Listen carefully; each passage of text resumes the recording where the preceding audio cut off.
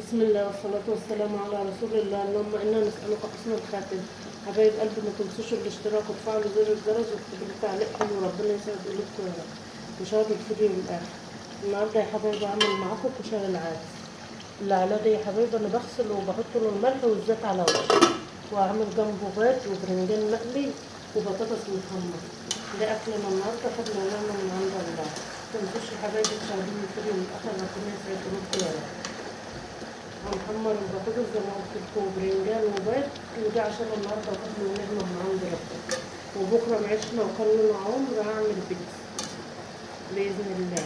هعمل بيتزا وكمان، بس عشان خاطر يا حبايبي شاهدين الفيديو، لان المشاهدات ضعيفه، وانا زي ما قلت لكم فاتحه القناه دي مصدر رزق، يعني فاتحه مصدر رزق ليا ولولادي، لان زي ما قلت لكم انا معايا 4 اولاد، 3 صبيان وبنت، وزي ما انتوا عارفين العيشه صعبه، ففاتحه مصدر رزق، يعني مش فاتحه بضيع وقت، لا انا فاتحه مصدر رزق. وعشان خاطري احنا اخوات، بس شاهدوا لي الفيديو وخلوكم معايا ببركته باذن الله.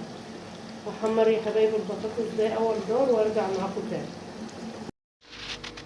ورجعت معاكم يا حبايبي كده، طبخنا الكشري الاصفر اهو اللي هو كشري العدس، وحمرت يا حبايبي بطاطس، وقلنا برنجان لسه بقلي اهو في الطاسه، بس ده اول دور طلعت. والبرنجان ده لحماتي يا حبايبي لان انا مبتحبوش حراق. وعملنا بيض، ودي حته بطه كانت عندي في التلاجة برضه طلعتها كده. وبقلي برنجان لسه يا حبايبي، اللي لسه برنجان في الطاسه اهو، وده عشان النهارده فضل ونعمه من عند الله. متنسوش يا حبايبي الاشتراك وتفعلوا زر الجرس واكتبوا لي تعليق حلو، ربنا يسعد قلوبكم يا رب. وشاهدوا الفيديو للآخر. والسلام عليكم ورحمة الله وبركاته.